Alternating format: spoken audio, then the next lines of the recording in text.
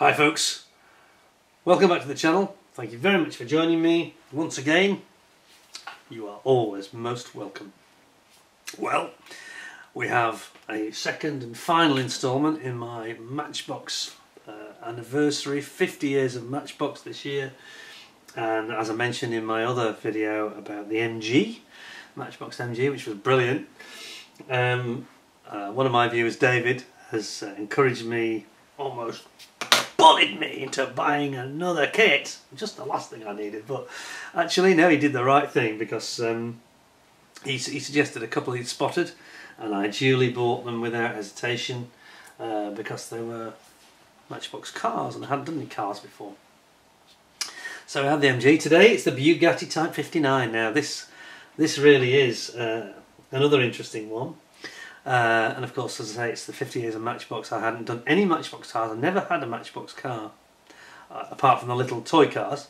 I never had a kit though. I never had any of them. It's very strange. So it was long overdue, and a very fitting way to end the year, I thought, by a couple of reviews of these classic kits that so many of us enjoy. And I bet lots of you will be saying, "Oh, I had that one." You know, it's always quite enjoyable to read people's experiences and what they were doing at the time and all that stuff. But for me, this is new, so let's get cracking into this final Matchbox review of 2022, the 50th year of Matchbox. Let's have a look at the Bugatti then. This is going to be a treat. By the way, I'm still enjoying my Glenlivet, the Caribbean Reserve, the rum-flavoured whiskey, single malt, absolutely gorgeous stuff. So I'm just going to have a quick slush of that. Slange, everybody, slange. Anyway, let's have a look at this Bugatti. What have we got here? Now then, isn't that nice? Wow! So what does it say on the front? So this is PK302, it's the Blue Series.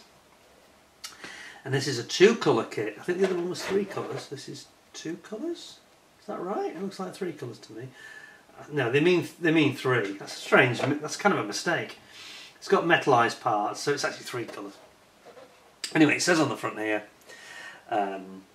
produced to the 1934 Grand Prix formula, the Type 59 developed 230 brake horsepower from the 3.3 litre engine. It's quite a lot then. In 1936, Earl Howe lapped the outer circuit at the Brooklands racecourse at 138.34 miles an hour, establishing a Class C record.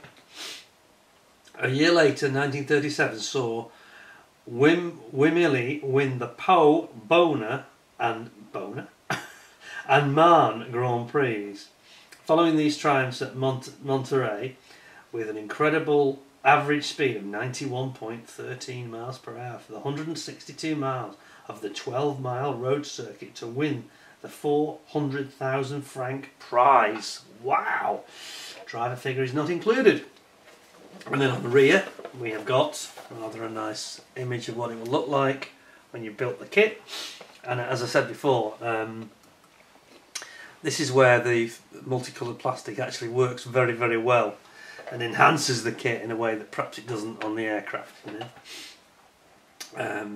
you can't go wrong with this, really. This is why I'm thinking, why didn't I get these when I was younger? I think it's because I wasn't that interested in the actual subject matter. You know, if they've been doing, I don't know, Lotuses or something, or Ferraris, I might have had it. But there we go. So we've got a nice window. This is 1975, and this is their first one, I think. Certainly one of the very first issues of the car range. And we have here on the side some of their other offerings. The Porsche 917, which is the open-top version, the early version. Then we've got the Jaguar SS100 and the Aston Martin Ulster. Wow, what a beauty. And then on the other side, an artist's impression, Roy Huxley probably, of what it looks like. You've got the interior with the instruments, and then a three-quarter view showing the engine cowl open. So, without further ado, I think we should have a look at this. And again, as I mentioned, David bludgeoned me into buying this and said, "You should get this." Well, I bought it from an auction house that were selling online, and this was more expensive than the other one, but this was still only £20, and it looks to be immaculate. So, very good buy, to be honest. A no-brainer. Just no reason not to consider it and get that on board. Add to my mighty Matchbox. Let's have a look what we got.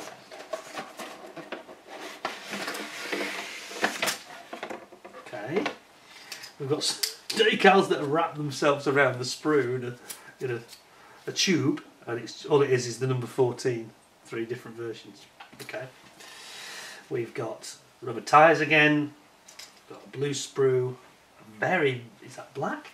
Yeah, black sprue, just dark blue, and then we've got a silver metalised sprue and some instructions. Oh, we've got a load of, for some reason we seem to have 2 lots of tissue. That's all. 2 lots of tissue, but only 1 set of decals. Very strange. Right, we'll put that decals aside, I think, because they're not in good shape anyway. They never are. Oh, we've got some clear parts as well. So, let's have a look. Nice, look at this traditional Matchbox stuff, where they actually colour the instructions the same as the actual range that it comes from. It's the blue range, so it's a blue instruction book.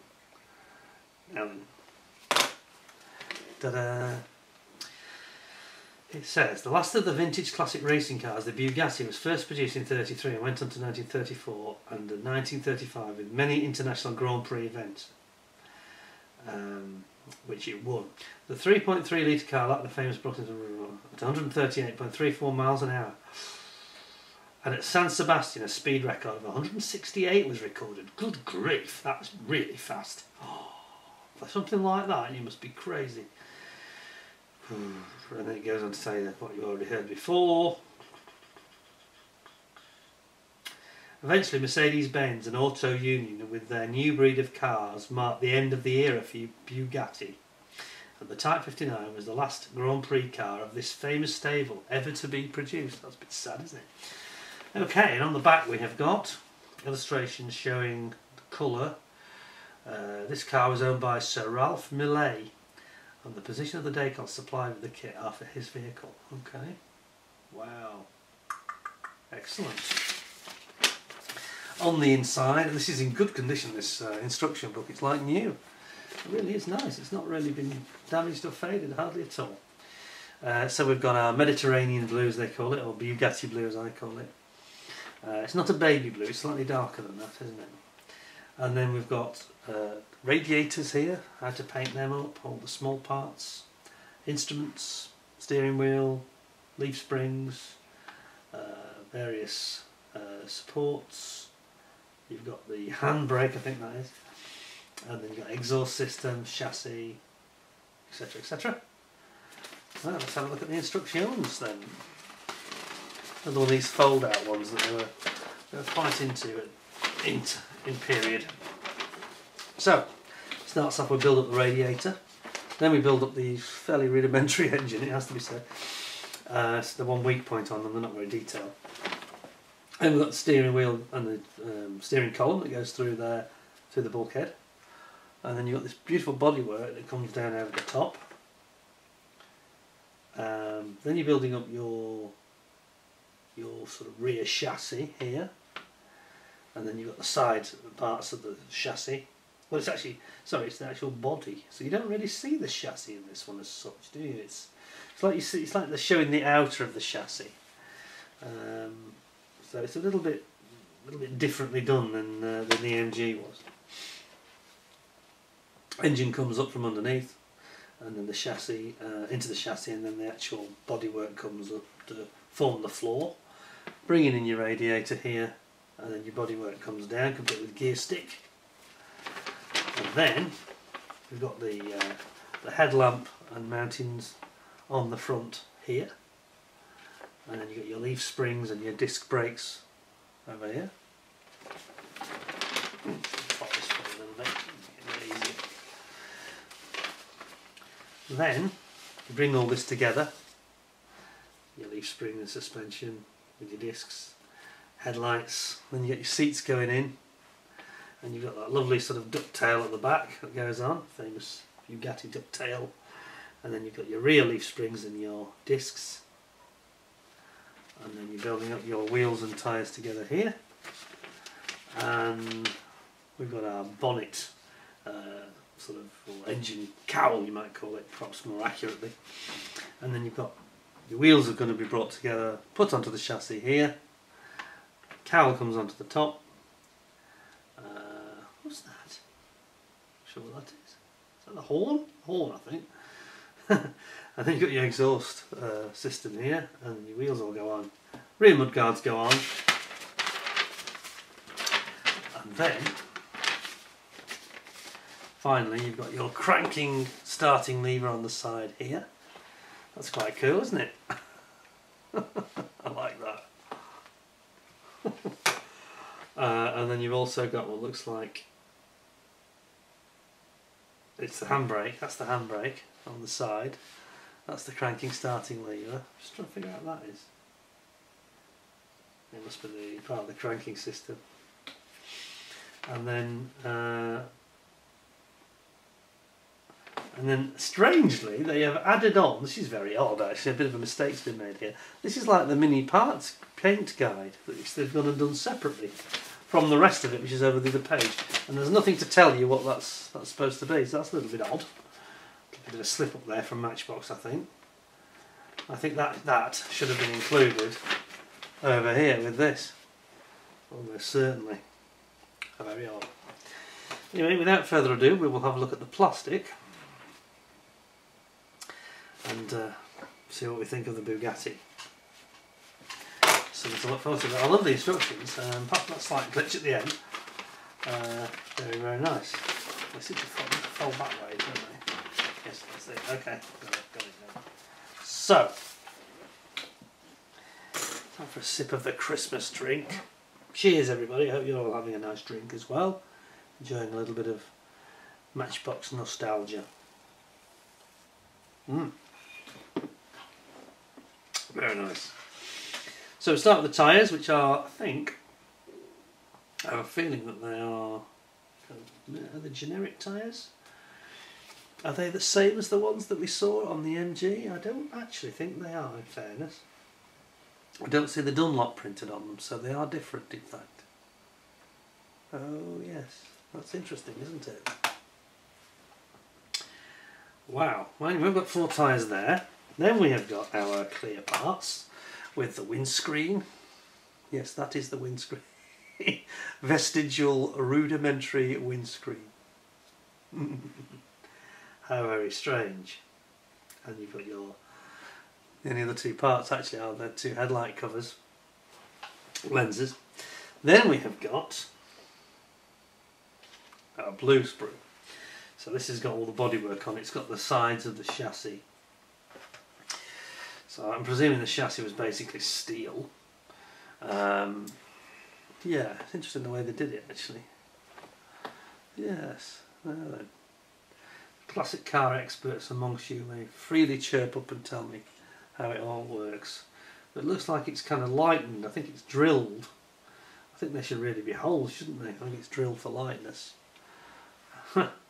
And then we've got our lovely ducktail here at the back of the bodywork, which is very nice. Look at that. Complete with a couple of vents in it, cooling vents. And then we've got our rear, I think those are the rear mudguards, aren't they? Yeah, rear mudguards. Here is the bottom of the floor and the bottom of the rear bodywork. And here's the top. And you can see there you've got this is where your little vestigial windscreen goes.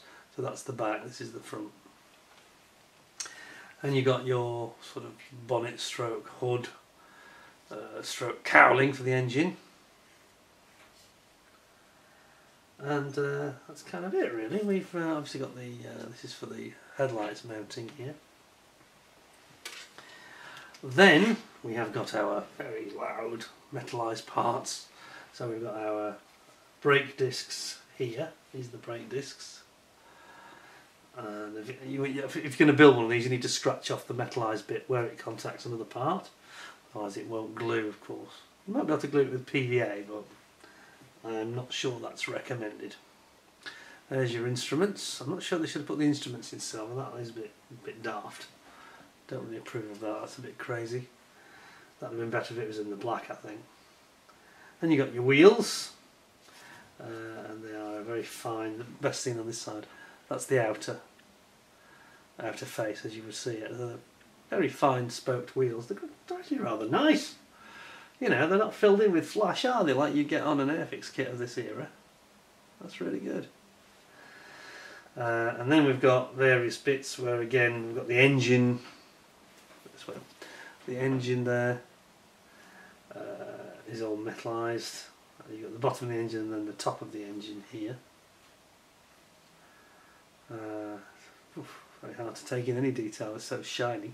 And then you've got the very nice traditional Bugatti radiator here, which does look good actually. That's part of the character of the car really. And then at the bottom you've got your big exhaust manifold system here. That is that. And then last but not least we have got our black sprue. So you've got your seats here, and then we've got a steering wheel, traditional Bugatti 4-spoke wheel.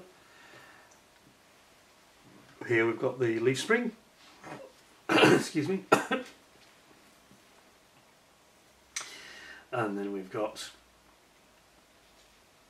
other leaf springs, and that's the rear leaf springs, like an assembly, excuse me, assembly where they're all in one piece. Yeah, very, very nice indeed, isn't it? I think, oops, I've got hiccups. I think that'll build into a really nice Bugatti actually. What a wonderful little gem of a kit though. They're really nice, aren't they? Yeah.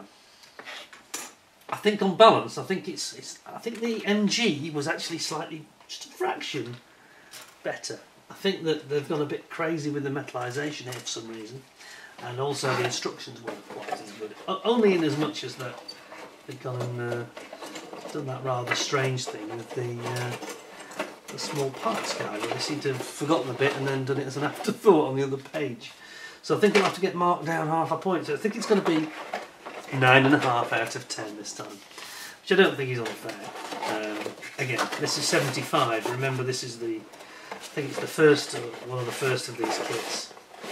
And consequently, they are. Did a very bad job of this. There we go. Yeah, they are the early sort of attempt by Matchbox at doing vehicles. So I think it actually says Mark 1 on the box. Can you see that? Let's just zoom you in. It says, get the zoom's playing up. I think it needs new batteries or something. It says Mark 1 just there on the box, which tells you that it really is a Mark 1 box. Yeah, there you go. Wow.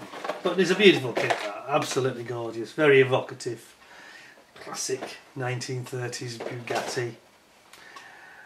And you have to say to yourself, what's not to like really at the end of the day? Beautiful, isn't it? And a very nice way to round off our Matchbox, 50 years of Matchbox. Great manufacturer. A very sad loss when Lesney stopped doing them, I have to say. In about 82 they went down the tube really. And as you know, they sold it on to the Chinese, and then the Germans bought a lot of the moulds, so Revell. But there we go, so I'm going to give it 9.5. It doesn't quite get to the 10 that I would have given it, but very, very nice. Lovely nostalgic little kit, and I'm sure you'd have great pleasure with a little bit of... probably needs a little bit more work than the other one as well, a little bit more detailing work, but it would look really nice, you know. Hope you'll give me 10 out of 10 by smashing that like button. And don't forget, if you haven't subscribed already, please do so. And if you're a subscriber, ding the notification bell. That way you can make sure that you get early warning of any upcoming videos. And until I see you again, thank you very much for joining me. I hope you all have a wonderful new year. And enjoy the rest of Christmas if you still haven't got over Christmas yet. And thank you very much for joining me. Look after yourselves. Until next time. Take care and bye for now.